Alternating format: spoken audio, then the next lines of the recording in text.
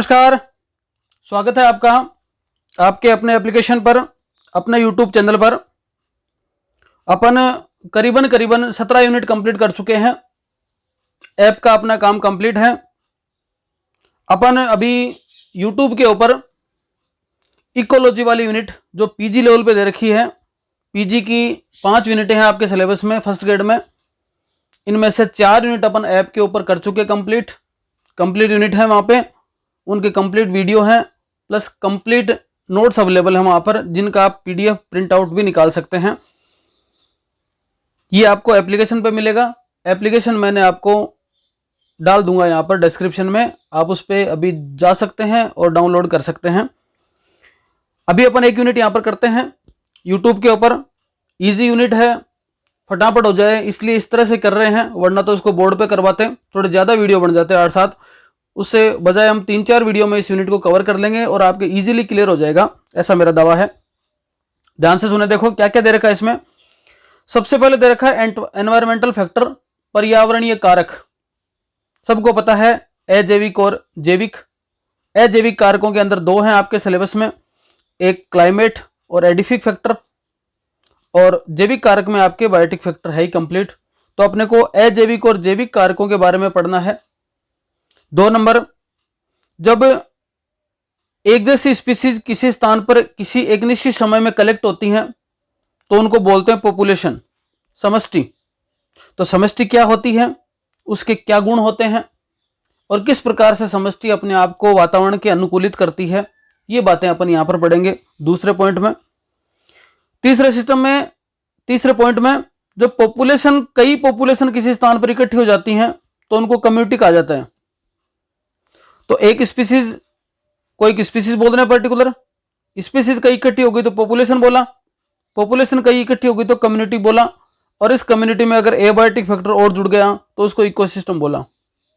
तो इकोसिस्टम क्या है, क्या इसके घटक हैं, क्या इसके प्रकार हैं, ये तीसरे पॉइंट में। इसी इकोसिस्टम के तहत आ जाएंगे food chain, food web, energy flow, pyramid वगैरह आ जाएंगे, और लास्ट में आएगा प्लांट एंड एनिमल सक्सेशन। ऐसे करके 5 पॉइंटों में 5 वीडियो में या 4 या 5 वीडियो में अपन इस यूनिट को कंप्लीट कर लेंगे। ज्यादा लंबा चौड़ा नहीं है इसके अंदर, 4 वीडियो मान लो अधिकतम आप। पहला है ये इकोलॉजी, परिभाषा, हेकल, शब्द रिटर।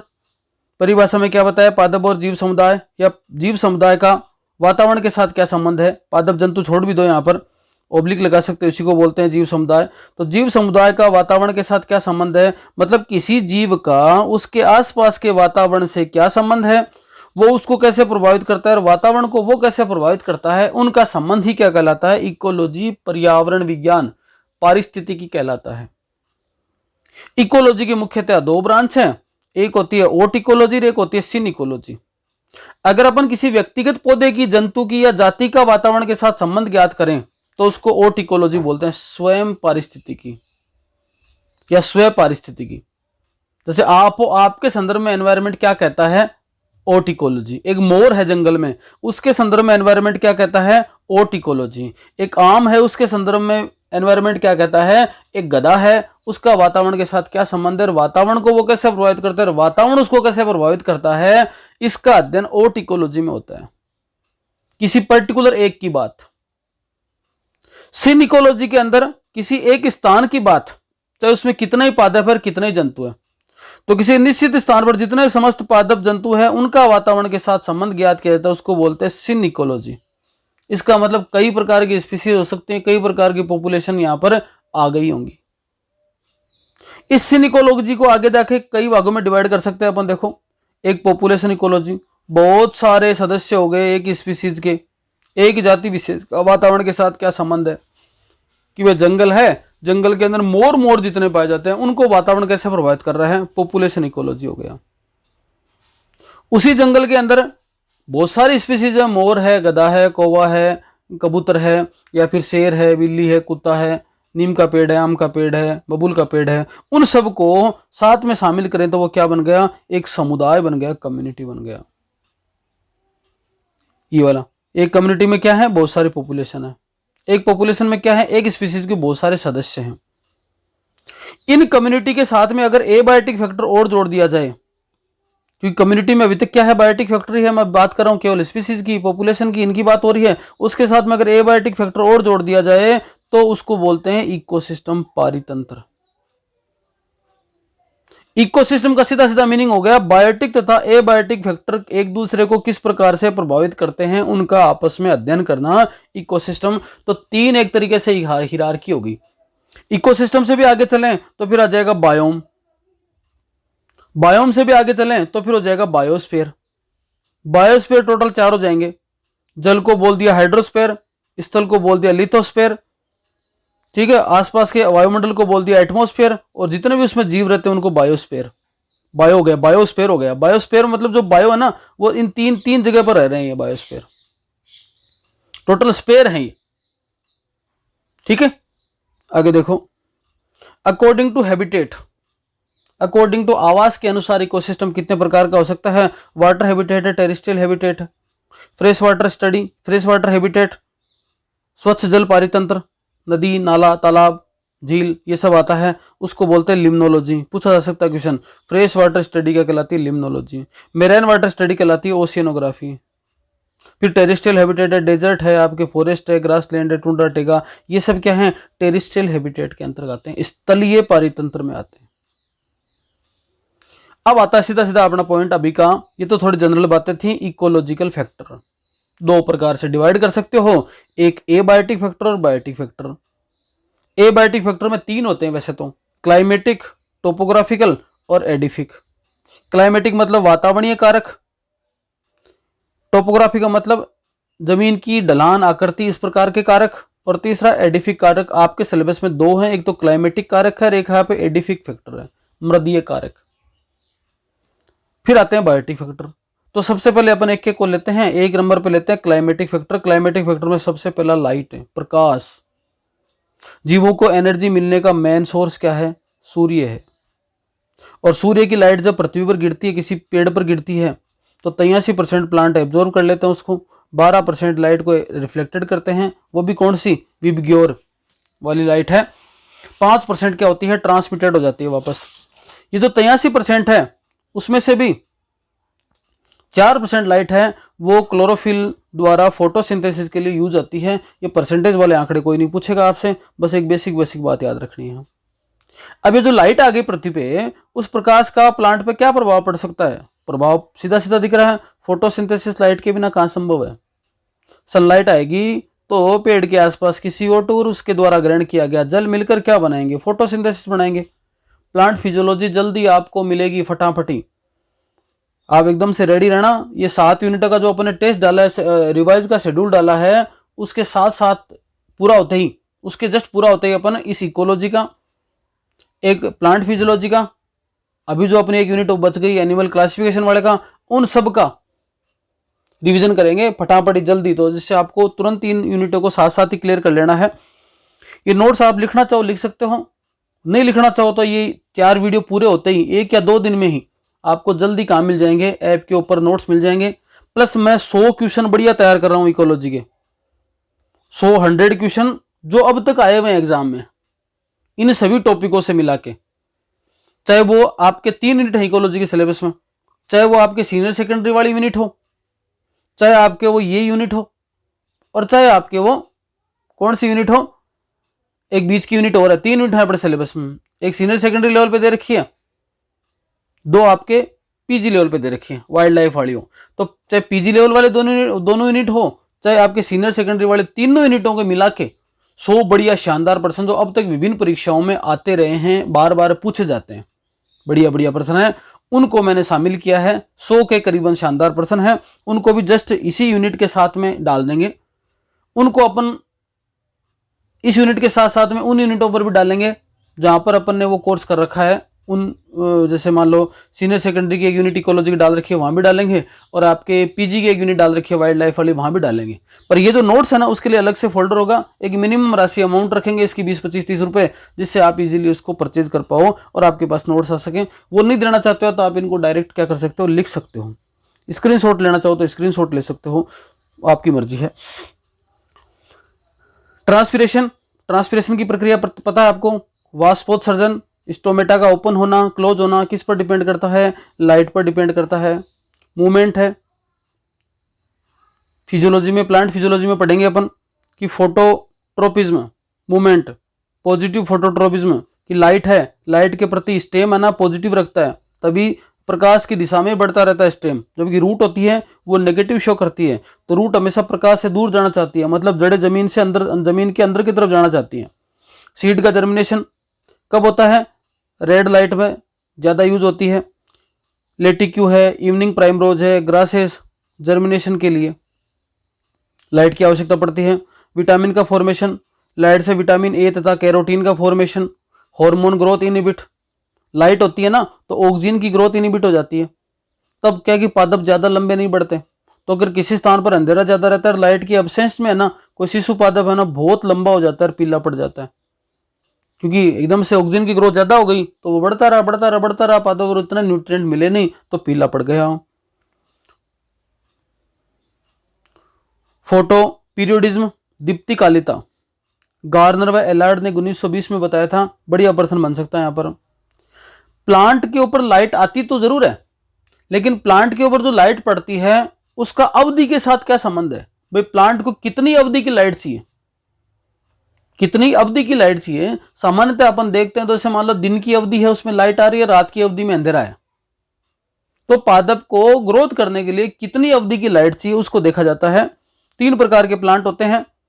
लॉन्ग डे प्लांट, ऐसे पौधे जिनमें फ्लावरिंग के लिए दिन के प्रकाश की अधिक अवधि की आवश्यकता होती है। ऐसे पादप जिनमें फूल निकलने के लिए दिन के प्रकाश की ज्यादा आवश्यकता होती है उनको बोलते हैं लॉन्ग डे प्लांट। डायग्राम में देखा देखो कि यहाँ पर इतना समय है ना, ये इतना सारा समय है ना, इसको लाइट चाहिए, मतलब करीबन करीबन देखा जाए तो आपके कितने हो गए 12 मतलब 17-18 घंटे लाइट चाहिए।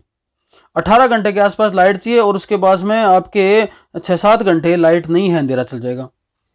तो 15, 16, 17, 18 घंटे इस प्रकार से लाइट चाहिए। सामान्यतः दिन की अवधि से ज्यादा लाइट चाहिए। ये लाइट कब मिलेगी? जब दिन बड़े होंगे अपने। तो आप देखते हो कि गर्मियों के अंदर दिन बड़े होते हैं। गर्मियों के अंदर मतलब क्या है, जैसे मान लो कि मार्च अप्रैल में आप देखो कि जो है ना सूर्य जल्दी उग जाता है सुबह और फिर रात को देर देर तक अस्त होता है, तो दिन की अवधि ज्यादा होती है। तो उनमें पुष्पन की क्रिया की बात हो रही है वहां पर। वो पेड़ लगे होंगे सर्दियों में ही, लेकिन पुष्पन उनमें उस समय हुआ है।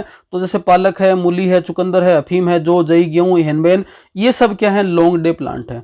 इनमें पुष्पन की क्रिया के लिए दिन के प्रकाश की अवधि ज्यादा होनी चाहिए, तभी इनमें फ्लावरिंग होती है। शॉर्ट डे प्लांट, ऐसे पौधे जिनमें फ्लावरिंग के लिए दिन के प्रकाश की अवधि के निश्चित क्रिटिकल पीरियड से भी कम होनी चाहिए, कम चाहिए दिन का प्रकाश। अब कब होगा ऐसा? सर्दियों में देखा जाए। सर्दियों में देखो आप 7, 7:30 बजे के आसपास आप उठते हो तो उस समय मतलब सूरज निकलता होता है और शाम को जल्दी 5, 5:30, 6 बजे सूर्यास्त हो जाता है। इसका मतलब दिन की अवधि क्या है? 12 घंटे से भी कम है। तो यहाँ पर 10 घंटे 9 घंटे के आसपास दिन की अवधि चाहिए उनको। इनको लॉन्ग नाइट प्लांट भी कहा जाता है, उनको लॉन्ग डे प्लांट भी बोलते हैं। सोयाबीन है, गन्ना है, फोस्मोस है, कोस्मोस है, तंबाकू, धतूरा, जो जेंथियम है, डेहलियम है, हेम्प है, चिनोपोडियम आदि है। और कुछ प्लांट ऐसे हैं जिसकी दिन की अवधि से कोई फर्क नहीं पड़ता प्रकाश पर। सूर्यमुखी, कपास, मिर्च है, आपके टमाटर, खीरा, मटर, मक्का, ये सब है। इनको डे न्यूट्रल प्लांट कहा जाता है कि प्रकाश की अवधि का इसकी सेहत पे कोई प्रभाव नहीं पड़ता, फ्लावरिंग पर कोई प्रभाव नहीं पड़ता। लाइट के बेसिस पर 2 प्रकार के प्लांट होते हैं।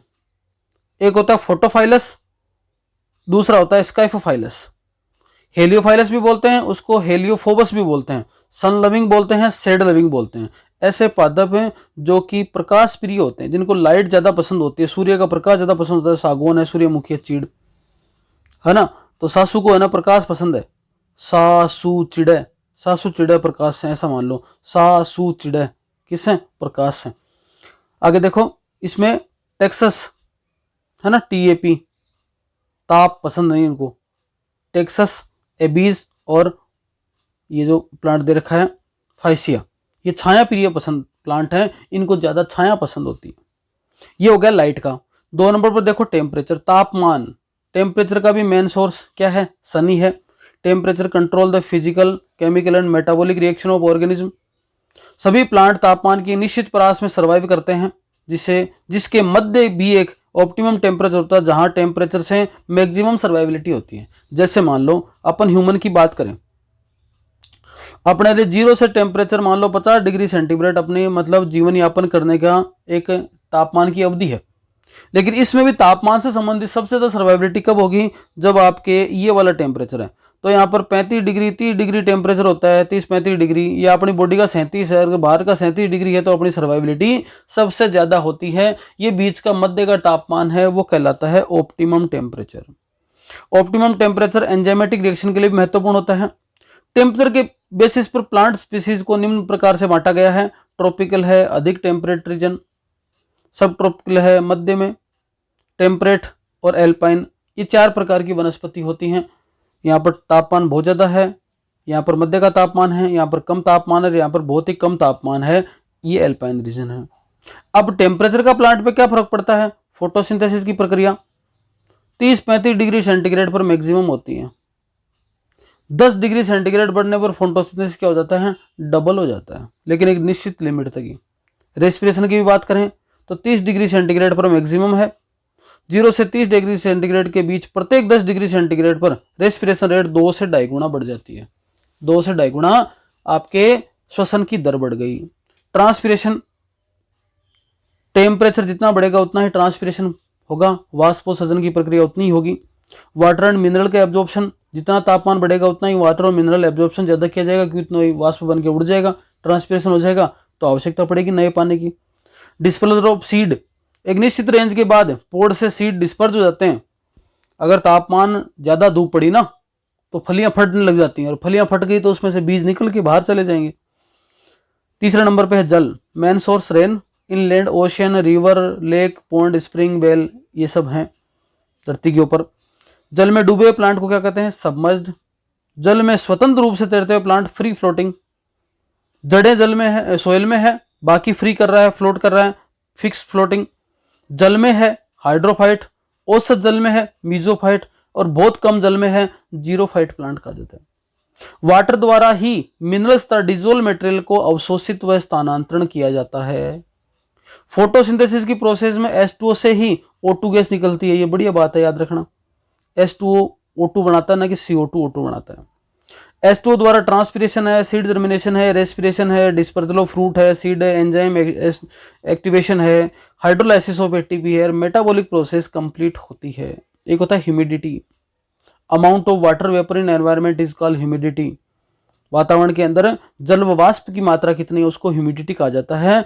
Major in relative humidity, humidity loving plant lichen है, ब्रायोफाइटा है, टेरिडोफाइटा, इनको ह्यूमिडिटी लविंग प्लांट कहा जाता है। वाइंड, देखो यहाँ पर ये गैसेज का इंपॉर्टेंट है। ऑक्सीजन 21% है, CO2 0.3% है, नाइट्रोजन 78% है, जल याद रखना 0.05 से 1% है, ऑर्गन 0.93% है, नियोन है 0.001% है। वातावरण के अंदर ये एटमॉस्फेरिक गैसेज का है। कुछ और पोल्यूटेंट वगैरह भी आके जुड़ जाते हैं तो गैसेज का अनुपात थोड़ा सा बिगड़ जाता है। और करंट, प्रेशर, फायर भी क्या करते हैं, क्लाइमेटिक फैक्टर हैं। ये सारे के सारे 8 जो पॉइंट हैं वो आपके वातावरणीय कारक हैं। एबायोटिक फैक्टर में वातावरणीय कारक को आपने अभी पढ़ा। 2 नंबर पे देखो एडेफिक फैक्टर, मृदीय कारक, इसमें मिट्टी से संबंधित सारी बात आएंगी, समझना, बढ़िया पर्सन बन सकते हैं यहाँ पर। Study of origin of soil, मिट्टी की उत्पत्ति का अध्ययन किया जाता है पीडोजेनेसिस के अंतर्गत। अर्थ का सबसे ऊपरी भाग क्या कहलाता है, सोयल कहलाता है, जिसका निर्माण कैसे होता है, चट्टानों के डिग्रेडेशन होने से, इरोजन होने से। ये कैसे हो सकता है, फिजिकल वेदरिंग है, केमिकल वेदरिंग। फिजिकल मतलब अपने आप जैसे टूट गई किसी कारण से फिजिकली, और केमिकल वेदरिंग मतलब हाइड्रोलाइसिस हो गया, ऑक्सीडेशन हो गया, क्या हो गया आपके कार्बोनेशन हो गया, हाइड्रेशन हो गया, इनके कारण से क्या टूट गई चट्टानें, तो क्या हो जाता है केमिकल वेदरिंग हो जाती है। सोयल पर पेड़ पौधों की पत्तियां व अन्य प्लांट गिरकर ह्यूमस का निर्माण करते हैं। इसके अंदर एनिमल एक्सक्रीटरी प्रोडक्ट वगैरह हैं, डेड फॉसिल एनिमल भी हैं, इसके अंदर पाए जाते हैं, ये ह्यूमस है। अब इकोलॉजिकली बेसिस पर सोयल के कितने प्रकार होते हैं, इकोलॉजिकल बेसिस पर देखा जाए तो सोयल 5 प्रकार की होती है। रेजिडुअल सोयल, जहां पर बने वहीं रहे, जो मिट्टी जहां बनी वहीं रहे उसको बोलते हैं रेजिडुअल सोयल। ट्रांसपोर्टेड मतलब जहां से बनी वहां से दूर चली गई। एलवेल का मतलब जल द्वारा बहकर चली गई, और इओलियन का मतलब वायु द्वारा उड़कर चली गई, इसको वायोड, इसको जलोड भी बोलते हैं। और कोलुवियल का मतलब वह जो सोयल जो लैंड के अट्रैक्शन से पहुंच जाती है। लैंड के अट्रैक्शन के कारण से पहुंच जाती है, आकर्षण के कारण पहुंच जाती है, उसको बोलते हैं कोल्यूवियल सोयल। तो मिट्टी के प्रकार हो गए इकोलॉजिकल बेसिस पर। सोयल की प्रोफाइल देखी जाए तो जैसे मान लो ये एक अपन ने खड्डा खोदा, मान लो मिट्टी के लिए, मिट्टी निकाली अपन ने खड्डे से, तो ये जो सीधा खड्डा खोदा ना, उसके आधार पर मिट्टी की लेयर बन जाती हैं, उनको सोयल प्रोफाइल बोलते हैं। स्तर बन जाते हैं, संस्तर बोलते हैं, इनको होरिजन बोलते हैं। तो सबसे ऊपर वाले स्तर को बोलते हैं होरिजन ए, जिसमें टॉप सोइल होती है, बढ़िया मिट्टी है, इसके अंदर उपजाऊ स्तर होता है, रूट इसी के अंदर फैली होती है, मैक्सिमम ह्यूमस मैक्सिमम होता है, कलर इसका डार्क ब्राउन है, पतली परत होती से लेकर 10 फीट तक हो सकता है। ये सॉइल प्राय सैंडी होती है। यहाँ पे 5 इसके उप स्तर हैं, A00 A0 जिसमें ह्यूमस की मात्रा ज्यादा है, A1 A2 A3। A3 जो है ना वो आपके A और B के बीच का जोड़ा है, मतलब कनेक्शन है। तो A00 A0 A1 A2 A3 5 इसके उप स्तर हो गए। इसके बाद में देखा जाता था संस्तर बी, होरिजन बी, सब सोइल बोलते हैं। बी से लेकर डी तक की सभी सोइल को क्या बोलते हैं? सब सोइल बोलते हैं। लाइट ब्राउन है, क्लेई सोइल है, ये थोड़ी चिकनी टाइप की है, ह्यूमस एंड एयर कम है, यहाँ पर जल भंडार संस्तर है, बड़ी झाड़ियां व प्लांट की रूट इसमें ज्यादातर पाई जाती हैं। 3 इसके उप स्तर हैं, B1 B2 और B3। संस्तर सी बी के नीचे है, यहाँ पर प्रश्न बनता बढ़िया, CaCO3 या CaSO4 की पर्याप्त मात्रा पाई जाती है, किसमें? होरिजन सी के अंदर। और संस्तर डी सबसे नीचे, कोई बायोलॉजिकल एक्टिविटी नहीं है, यहाँ तक प्लांट की कोई रूट नहीं पहुंचती। यहाँ तक भी बहुत लंबे, रेयर केस में लंबे प्लांट है उनकी रूट पहुंचती है, बाकी संस्तर बी तक की रूट रहती है। कंपोजिशन देखा जाए तो सोयल के अंदर ह्यूमस और ऑर्गेनिक मैटर 5 से 10% है, मिनरल वाटर 40 से 45%, सोयल वाटर 25% और सोयल एयर क्या होती है 25% पाई जाती है। अब इनको देखो ऑर्गेनिक और मैटर को। ऑर्गेनिक मैटर ट्रॉपिकल सोयल में कम होते हैं, पीट सोयल में अधिक होते हैं। किसी सोयल के सभी ऑर्गेनिक मैटर को ह्यूमस कहा जाता है। ह्यूमस में जल ग्रहण की कैपेसिटी बढ़िया होती है। मिनरल मैटर मैक्रोन्यूट्रिएंट, माइक्रोन्यूट्रिएंट पूरा एक यूनिट है अपने सिलेबस में इन मिनरल्स की, प्लांट फिजियोलॉजी में जल्दी आएगी। सोयल के जो जल है वो 4 प्रकार का होता है मिट्टी में जल। एक होता है ग्रेविटेशनल H2O, जैसे आपने पानी डाला पेड़ में, जमीन में इतना नीचे चला गया कि प्लांट को मिल ही नहीं पाया, ये प्लांट के काम नहीं आता। कैपिलरी वाटर, जो प्लांट को वास्तव में रूट एब्जॉर्व करती है वो पानी कैपिलरी वाटर कहलाता है।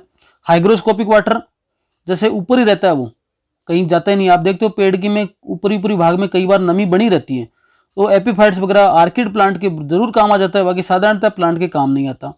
और क्रिस्टलाइन वाटर, ये भी प्लांट को नहीं मिलता, जो क्रिस्टल की फॉर्म में रहता है, ये प्लांट उसको एब्जॉर्व नहीं कर पाते हैं। तो पूछा जाए इनमें से कौन सा वाटर प्लांट के काम आता है, तो आपका आंसर हो जाएगा कैपिलरी वाटर।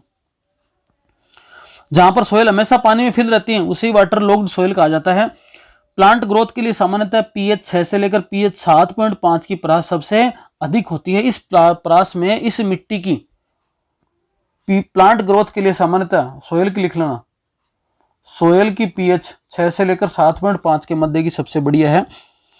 कणों के आकार के आधार पर सोयल का टेक्सचर देखा जाए तो उसको याद रखना, देखो CSF, CFC, CSF और CFC, ट्रिक याद रखना, CSF और CFC। CSF, C का मतलब क्ले, S का मतलब सिल्ट, F का मतलब फाइन सैंड, C का मतलब कोर्स सैंड, F का मतलब फाइन ग्रेविल और C का मतलब आपके कोर्स ग्रेविल।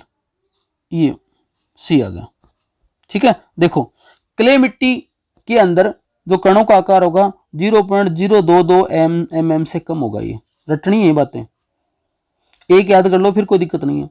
सिल्ट के अंदर 0.002 से 0.020, जीरो इधर लगा दो, ये बीच में लगा दो यहां से, ठीक है।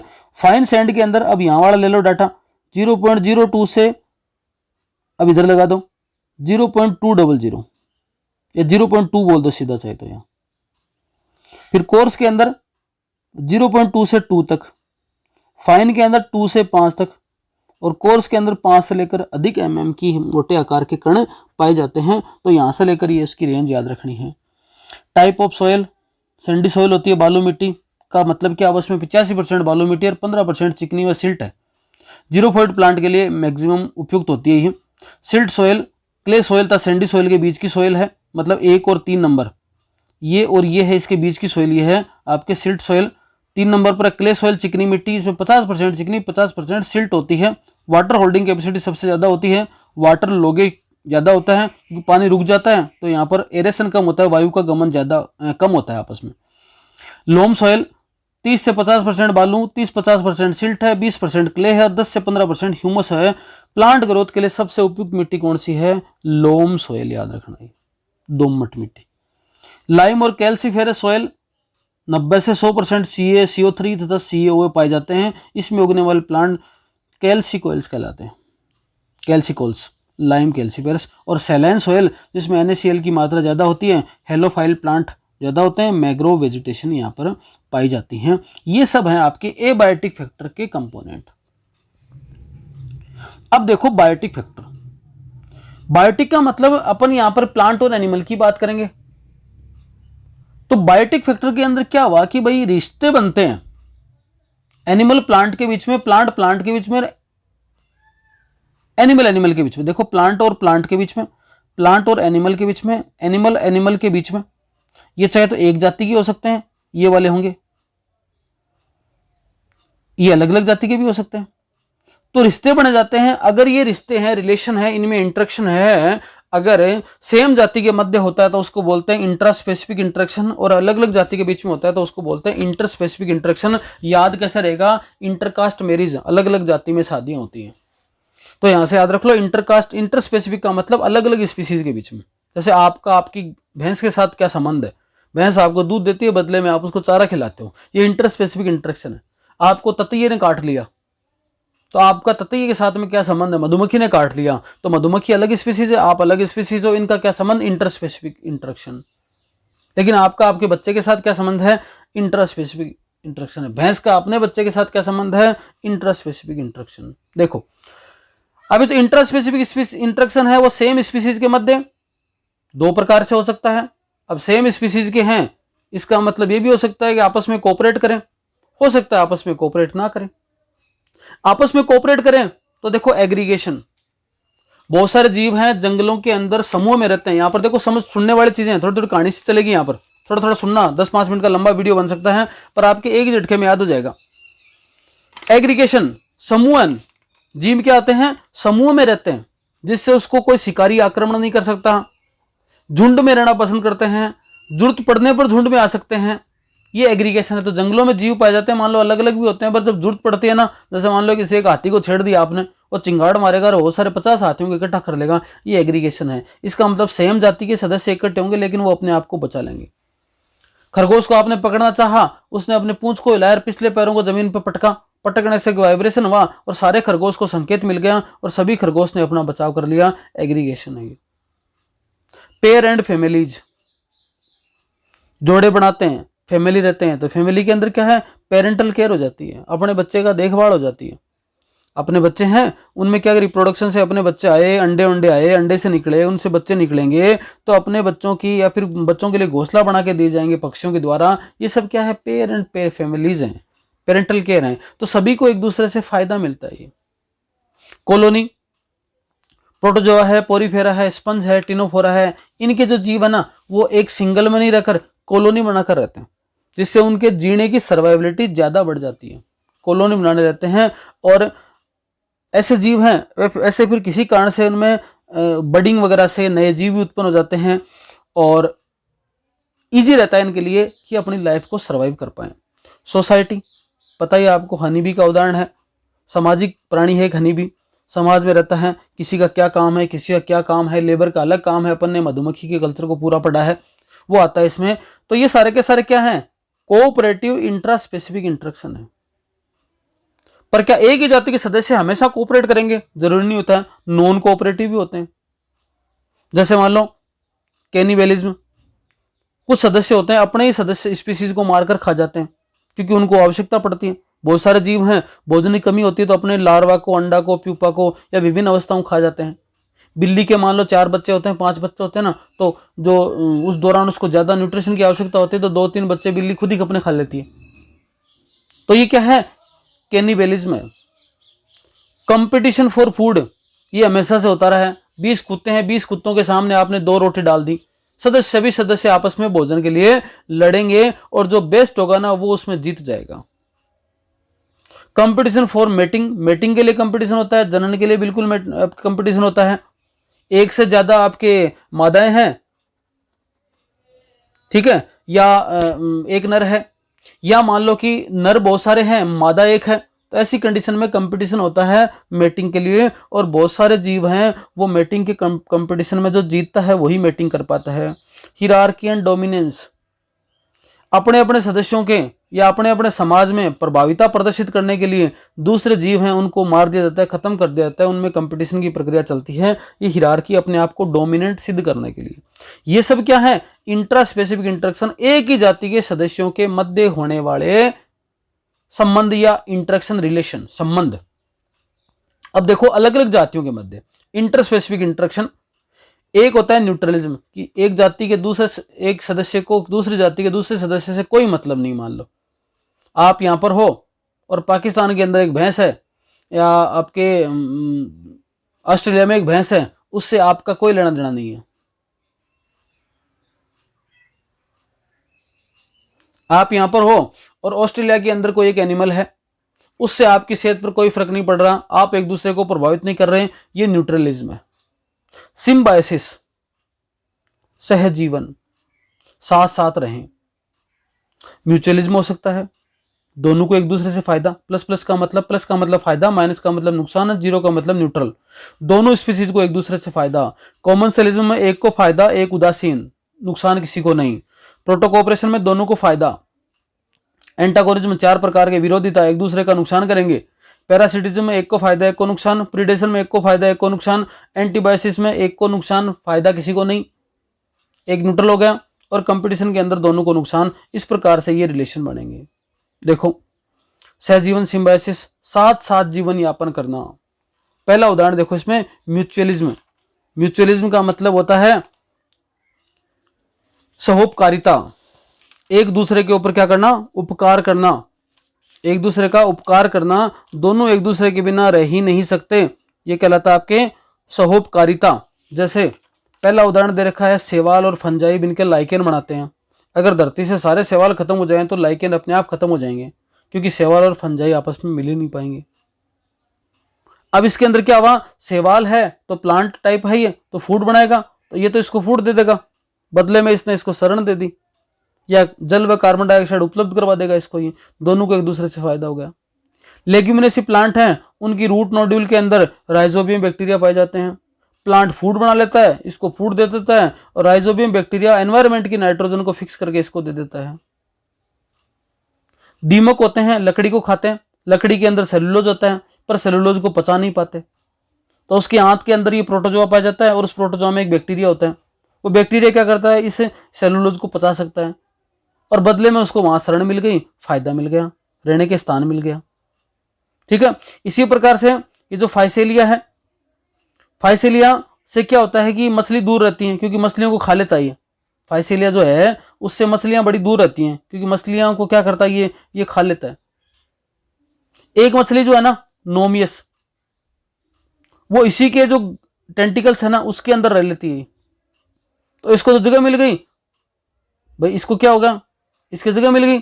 और फाइसेलिया को भी इससे बाहर निकलता है कि जब ये बाहर निकलता जाता है ना, तो ये फाइसेलिया के ऊपर चढ़ गई है, तो दूसरी मछलियों को यही दिखता है, ये तो इसका शिकार भी नहीं होता। मतलब इसने इसको अपने आप को बचा लिया, और इसने और मछलियों से अपने आप को बचा लिया। अंजीर फैमिली होती हैं, उसके अंदर विभिन्न प्रकार के ततैया हैं, वो रहते हैं, उनके द्वारा क्या होता है, वो आपके पोलिनेशन की वगैरह प्रक्रिया करते हैं। तो अंजीर की निश्चित फैमिली के निश्चित प्रकार की ततैया की स्पीसीज काम करती हैं, दोनों एक दूसरे को फायदा पहुंचाते हैं। इसी प्रकार से यूका प्लांट है, उनमें परागकण की प्रक्रिया के लिए यूका मोथ जिम्मेदार होता है। ऑर्किड है, लीची है, इन प्लांट के अंदर क्या है, आपके माइकोराइजी कवक पाए जाते हैं, तो ये एनवायरनमेंट की फॉस्फोरस है, इसको उपलब्ध करवा देते हैं, इसको बदले में भोजन मिल जाता है, ये जिम्नोस्पर्म है।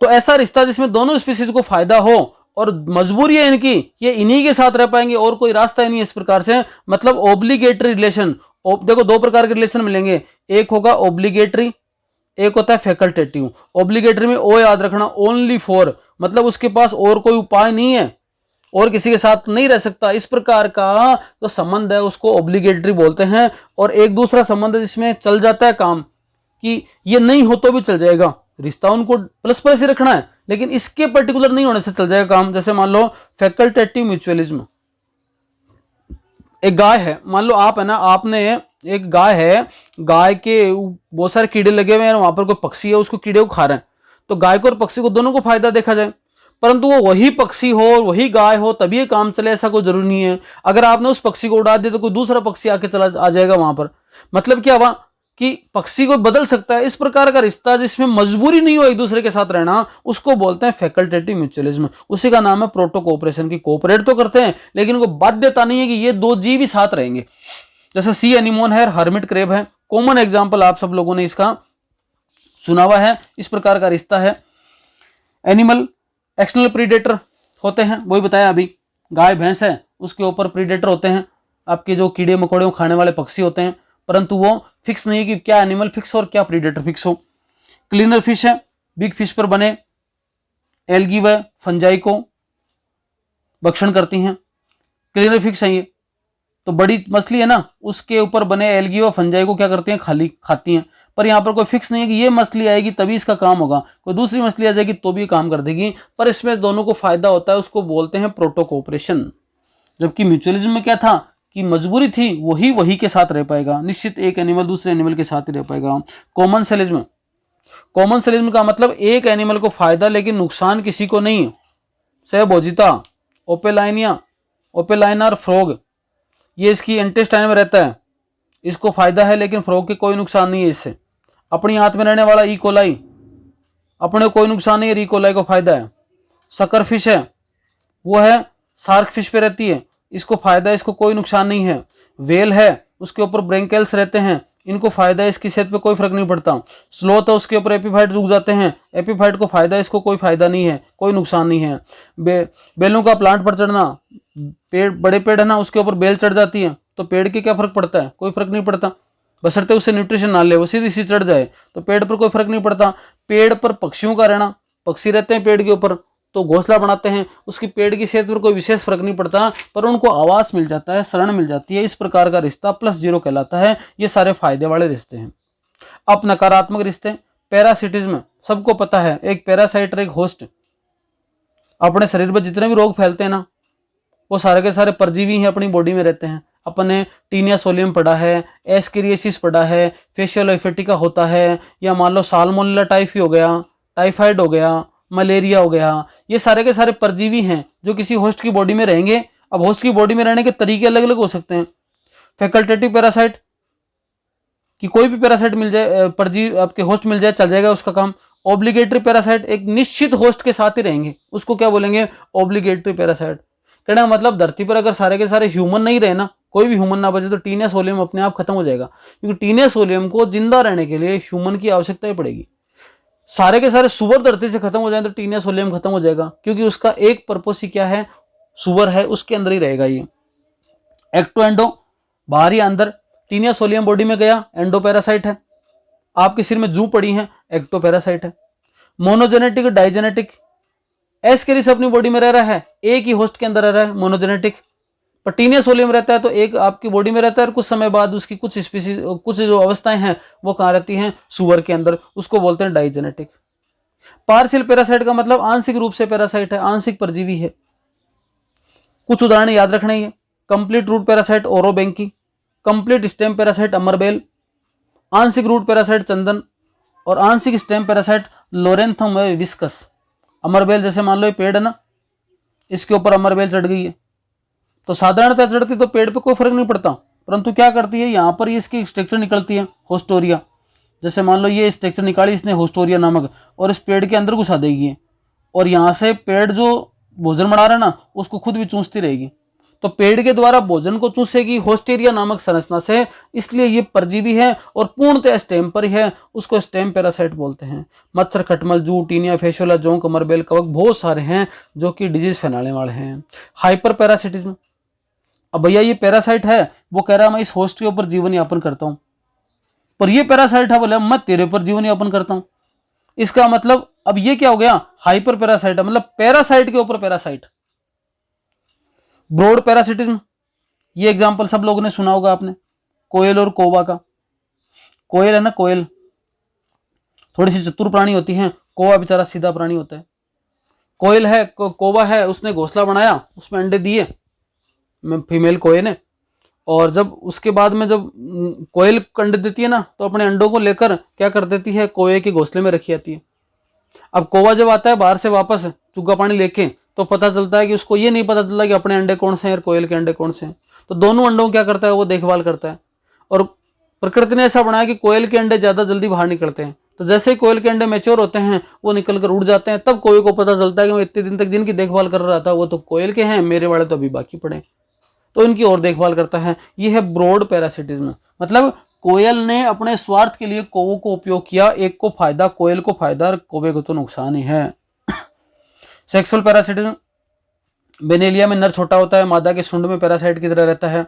अब होता है प्रीडेशन, एक प्रीडेटर दूसरा प्रे, कार्निवोरस एनिमल है, इंसेक्ट है, फंगस है, सारे के सारे जो भी दूसरे जीव को मारकर खाते हैं। छिपकली आप देखते हो, छिपकली होती है इस समय घरों में और वो कीट को खा रही है, तो छिपकली प्रीडेटर, कीट क्या है, प्रे है। शेर ने बकरी को खा लिया, जो भी फूड चेन पढ़ोगे ना वो सारे के सारे प्रीडेशन के एग्जाम्पल हैं। एंटीबायोसिस, एक को नुकसान, एक के कोई फायदा नहीं, कोई नुकसान नहीं। जैसे माइक्रोसिस्टिस नामक एल्गी पानी के अंदर हाइड्रोक्सिल अमीन एक प्रोसेस से केमिकल निकालती है। अब इसकी नेचुरल प्रक्रिया से निकलने वाला केमिकल है, लेकिन इससे फिशेज मर गई, तो फिशेज को नुकसान हुआ, इसको कोई फायदा नुकसान नहीं है। बारले जो है उससे टॉक्सिन निकलता है, उससे आसपास की वीड्स कंट्रोल हो जाती हैं, तो जो के तो कोई नुकसान नहीं, कोई फायदा नहीं, लेकिन वीड सारी की सारी मर गई। कंपटीशन में तो पता ही आपको, कंपटीशन गोज का प्रिंसिपल सब लोगों ने सुना होगा।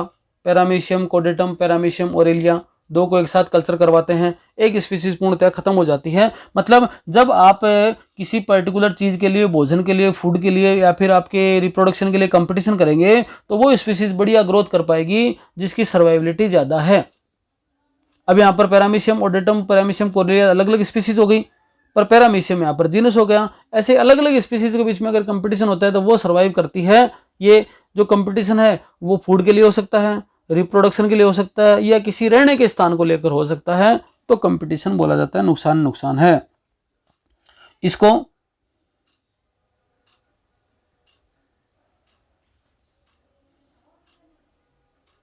बोला जाता है। ये 15 नंबर ये कंप्लीट आपके टॉपिक है यहां तक, 13 नंबर तक। आगे वाले वीडियो में पढ़ेंगे अपन पॉपुलेशन के बारे में कंप्लीट। इस वीडियो में इतना ही, धन्यवाद, नमस्कार।